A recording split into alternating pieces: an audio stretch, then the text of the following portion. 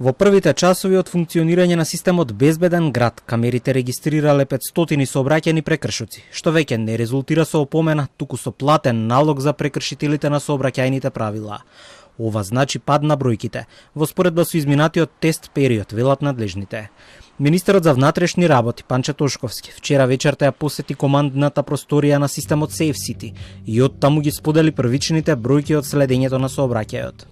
Отприлика имаме негде од околу 500 сообраќајни прекршоци кои што се констатирани од страна на паметните камери и навистина сакам да укажеме на огромна благодарност до македонските граѓани и совесните учесници во рамки на сообраќајот заради тоа што вие сте тие кои што овозможивте драстично да се намали бројката за период од околу 2 месеци од 120.000 на 500. Системот стартуваше со работа вчера во неработен ден, а од МВР допрва се очекуваат податоците за тоа како поминал и првиот понеделник со камерите кои будно ги снимаат улиците во Скопје, Тетово и Куманово, како и коридорите 8 и 10.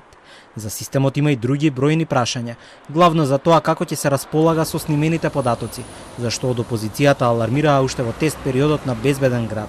Преку мрежата на камери, системот автоматски ќе детектира и санкционира 4 најчести прекршоци: возење со брзина над дозволената, минување на црвено, непрописно паркирање и управување нерегистрирано возило.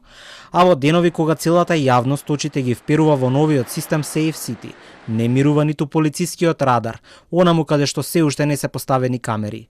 Во Битола бил уапсен 22 годишник, кој забрзал до екстрем 139 км на час, на пат каде што ограничувањето е само 60.